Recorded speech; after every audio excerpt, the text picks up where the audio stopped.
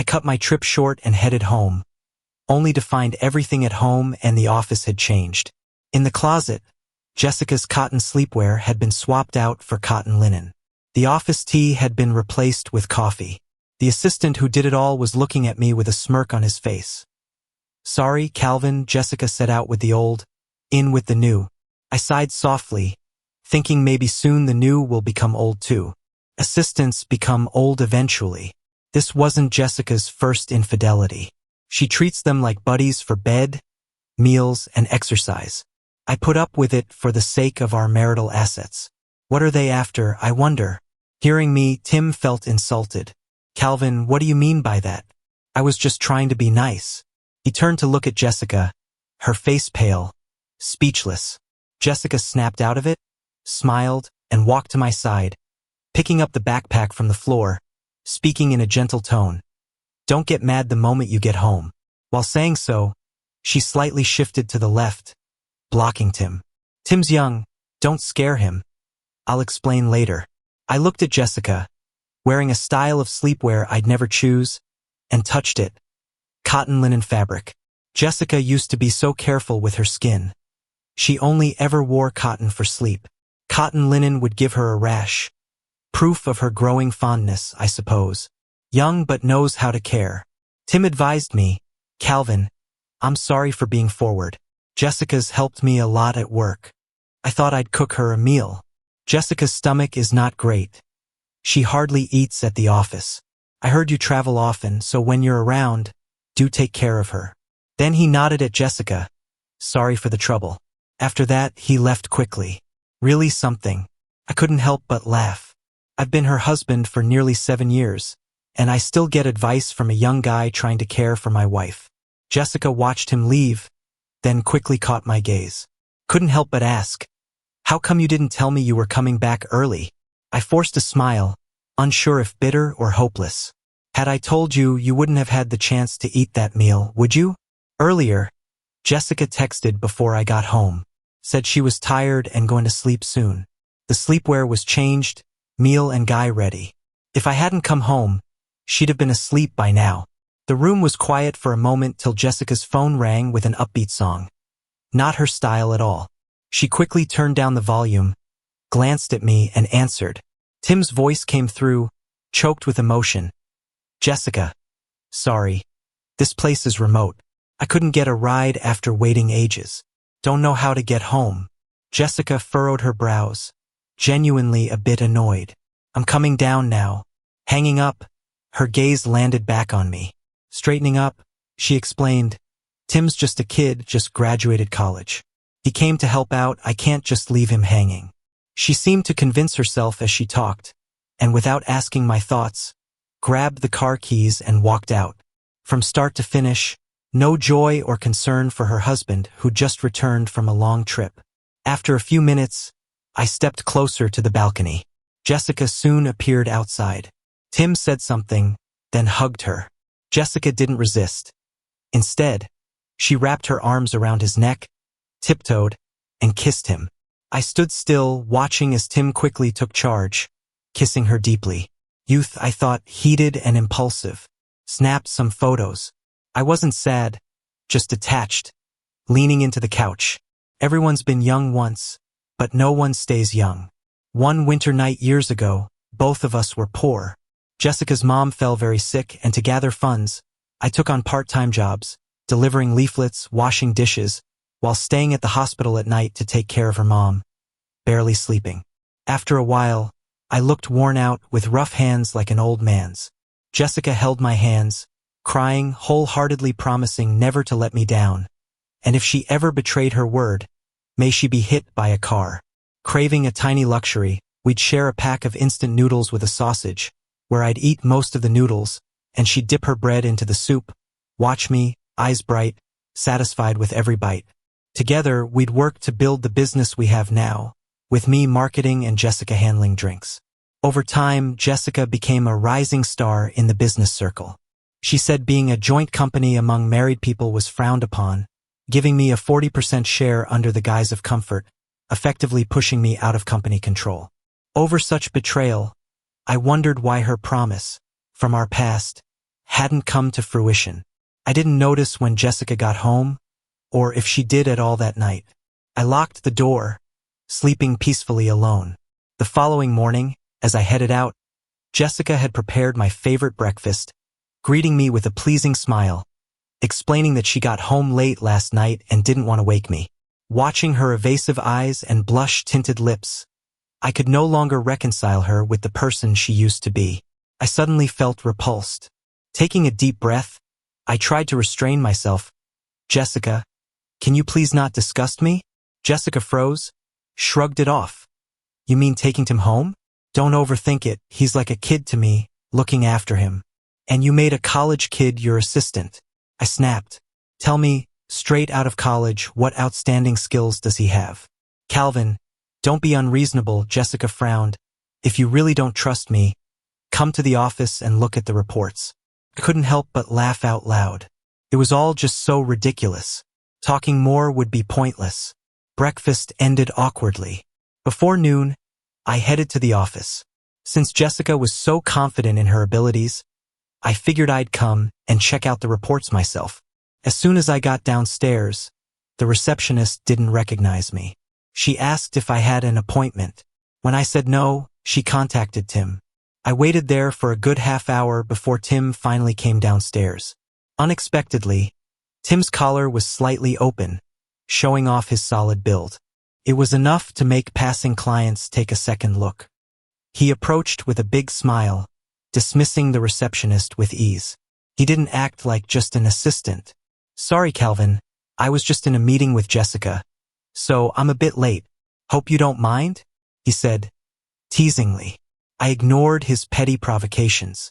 Compared to the timid, almost unrecognizable person from last night, it was kind of interesting. A young and intriguing guy like him could easily draw any woman in with so many layers to his performance.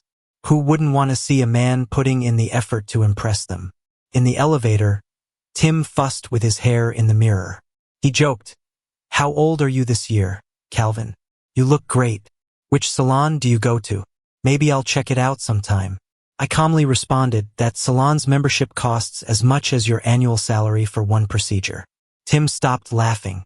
Jessica got word and came out to greet me, but for a split second, I noticed her gaze quickly shift from me to Tim's chest.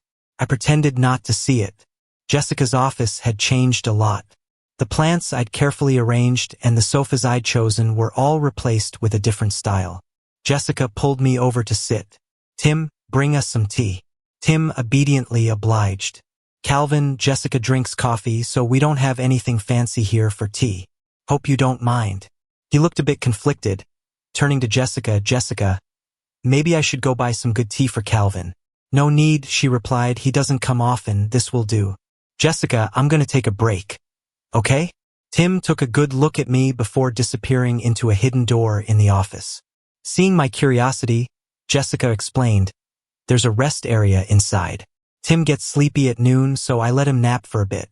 When I didn't react, she added, "Don't get the wrong idea. There are 2 beds inside." I drank my tea, staying quiet.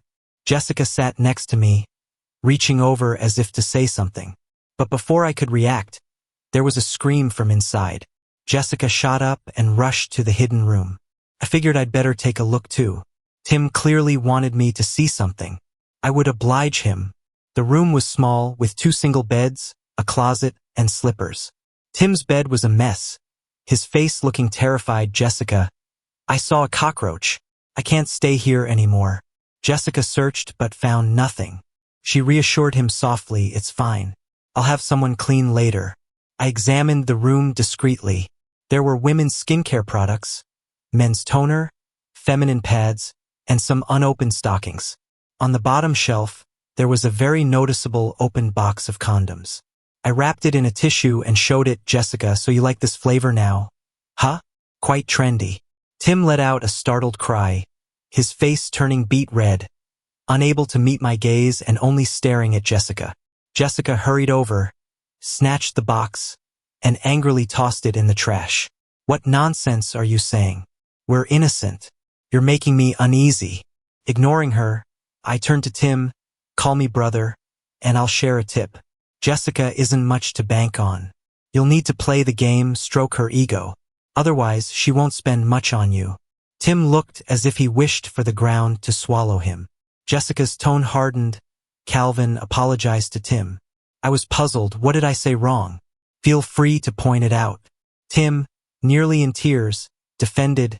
Calvin, there's nothing between Jessica and me. You can think what you want about me. But Jessica is innocent. Oh, so you're saying I wronged you both? I asked honestly. Is it that the person outside last night hugging and kissing wasn't you? Tim froze. In that moment, I felt a tinge of sympathy. Last night, I was introducing Tim to new business, asking him to take care of this sleepless woman. Little did I know he was already making his moves, probably sharing her at night with reluctance due to my presence. Rich women are indeed in demand. If it's not Tim, it could easily be another. The small room was quite stuffy. I wanted to step out for fresh air, but Jessica grabbed my arm. I expected a confession or a tantrum. Instead, she looked perplexed. Do you really need everything spelled out? Look at this snazzy office. You've been in this circle. Every boss has a few on the side. Can't you just let things be? I'm not divorcing you. You're the only husband I love. No matter how many are outside, there's only one husband. What are you so bothered about? Bothered? How could anyone justify such behavior? Carefully, I peeled her fingers away with a tissue. My voice calm. You disgust me. Jessica wasn't wrong. Tim wasn't her first affair. The first time I found out was a few months ago, late at night. She was drunk, her neck covered in hickey marks. The driver brought her home, and she couldn't even see me clearly, kept calling out for Peter. I was so disgusted. I didn't sleep at all that night. After that, I hired someone to investigate. Every photo I got had her and some guy kissing. In the office, the car, VIP rooms. There was even a 10-minute video that was so intense. It made me physically sick. I wanted a divorce, but couldn't swallow the humiliation. I admit I still had some expectations and feelings for Jessica, despite the hate. I was afraid of becoming a pathetic, resentful man who couldn't move on. So I took a long vacation to clear my head, traveling around the country. I met interesting people and saw beautiful places. It really opened my mind. I realized my attachment to Jessica was based on our past connection, not this rotten version of her. With that in mind, I came back ready to cut ties with Jessica. But then I found out Peter was gone and now there was Tim. I felt relieved. Everything seemed meaningless. Divorce her, Jessica. What? Jessica looked shocked. She seemed completely confused. Divorce? Just because of these insignificant guys? You're ridiculous, Calvin. Our relationship is fine. I love you just as much as before. Look outside at the company we built together. She held up my hand. Look at these hands, all scarred because of me. You love me so much. How could you leave? Seeing the pictures of her cheating only made me sick. I pulled away and slapped her hard. The sound echoed in the small room. She held her cheek, but defiantly held her chin up and said, You've slapped me. Now let it go. I'm not divorcing you, Calvin. Then, suspiciously, she added, Why do you suddenly want a divorce? You've been traveling a lot. Are you the one cheating? At that moment, I realized there was no more to say between us. I went home and began sorting out our joint assets. The company had grown big over the years. I decided to convert my shares into cash.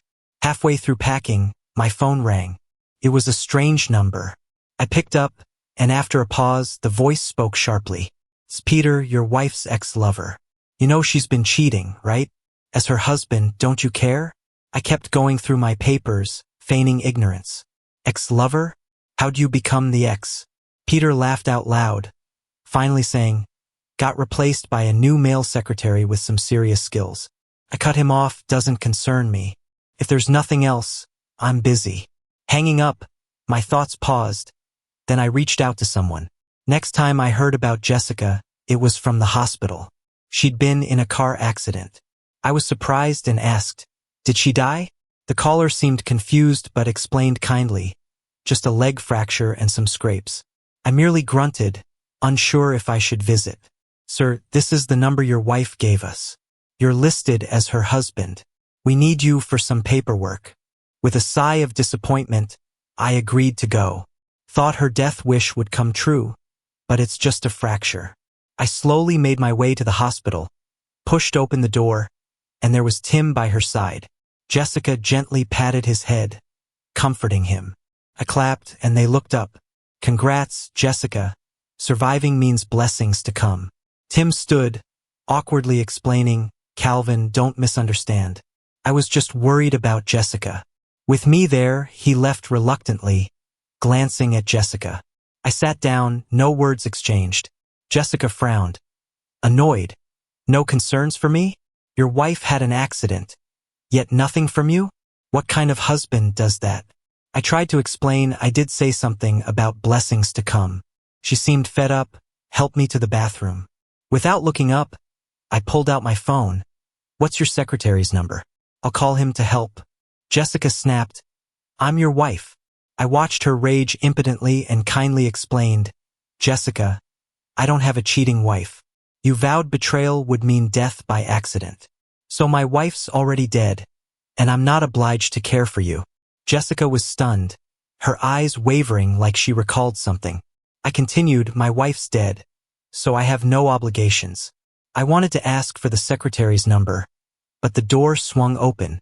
Tim reappeared, carrying fruit and takeout with a concerned, sad look. Calvin, I was too worried about Jessica and brought food. If you're willing, feed her a bit.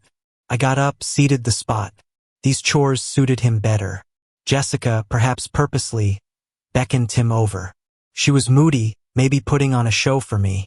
Hearing this, she waved him over. Tim, come feed me. Tim paused, then complied, feeding Jessica. Despite eating, she glared at me, both angry and disappointed. Checking my watch, I prepared to leave. Wish you a speedy recovery. I have things to do. Jessica snapped, shoving the food aside, struggling to chase after me.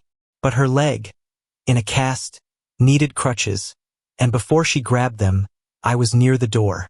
Don't leave, Calvin. Why this attitude after months away? She accused me from inside, attempting to reverse the blame. Even if I slept around, I'm your wife until you sign divorce papers. I ignored her and walked out of the room. Jessica was still screaming in her rage.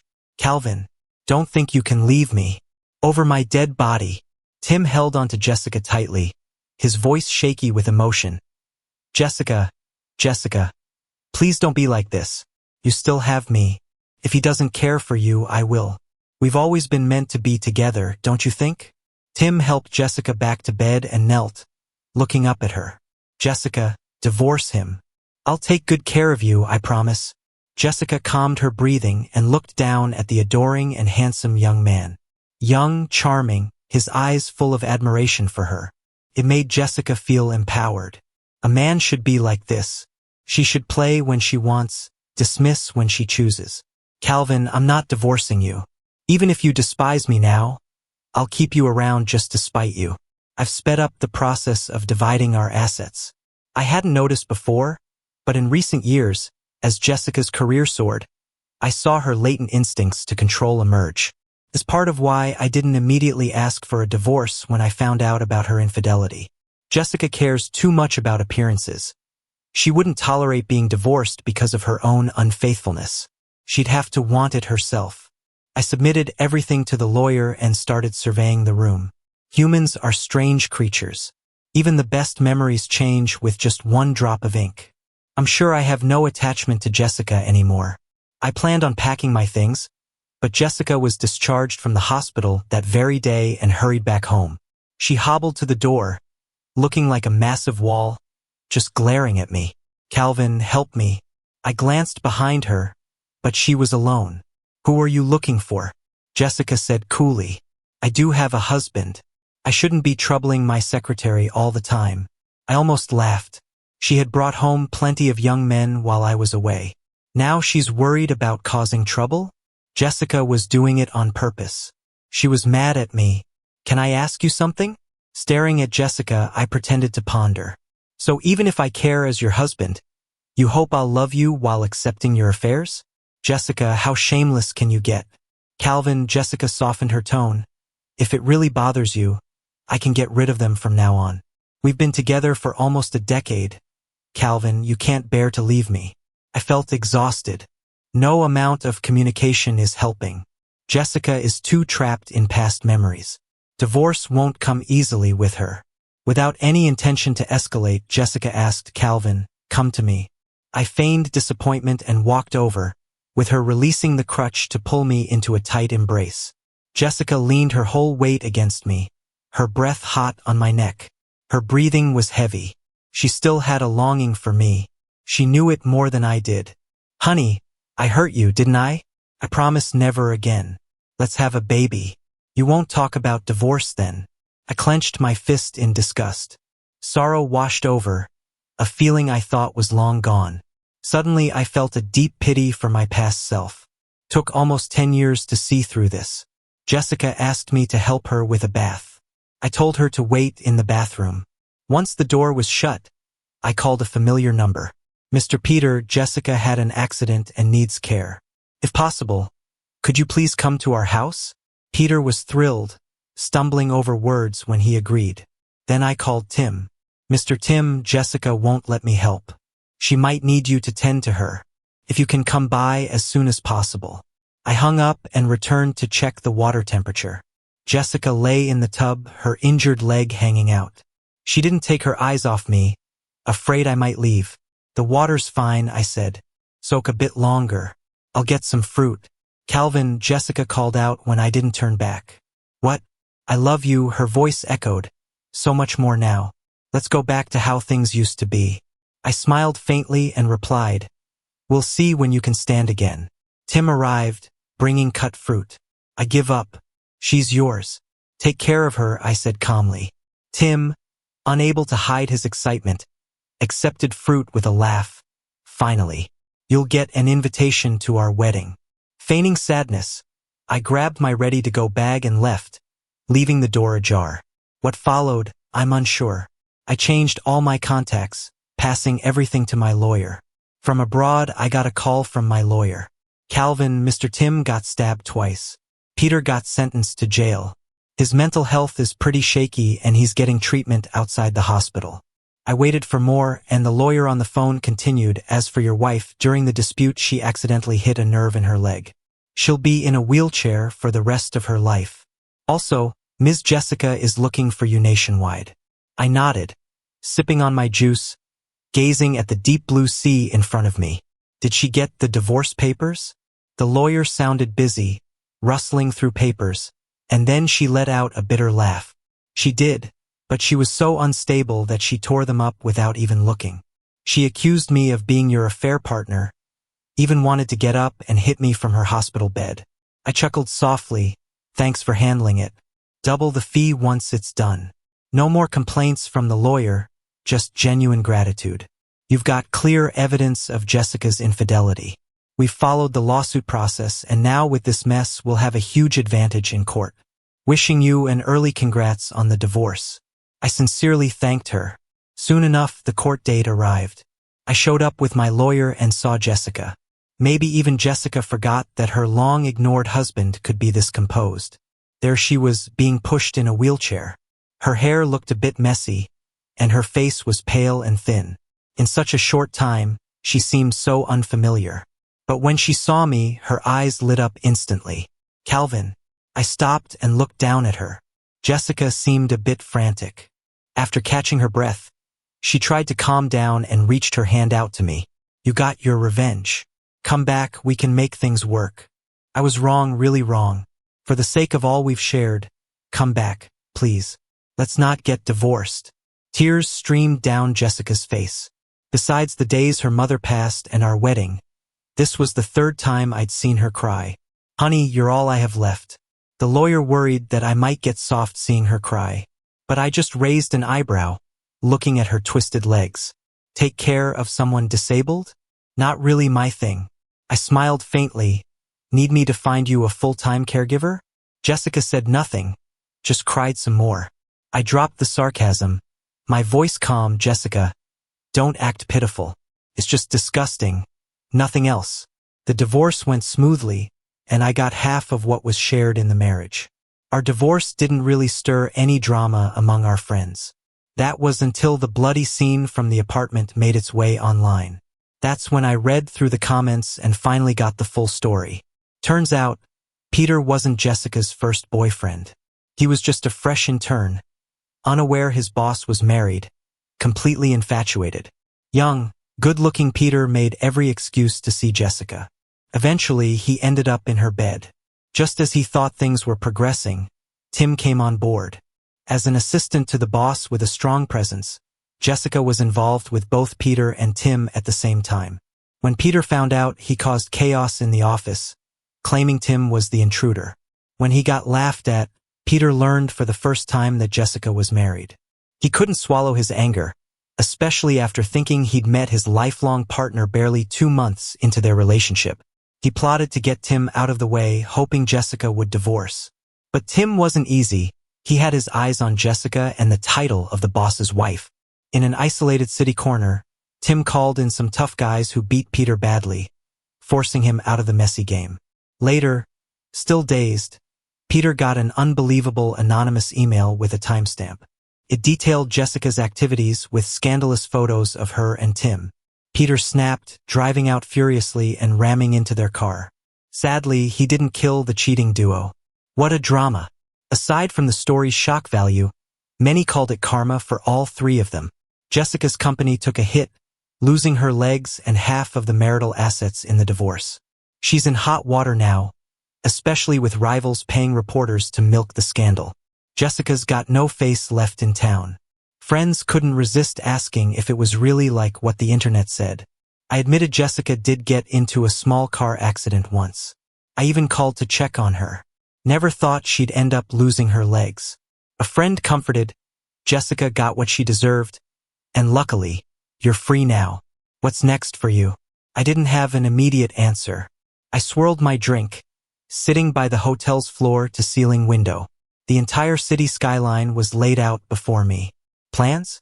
With money and time, every day is a celebration from here.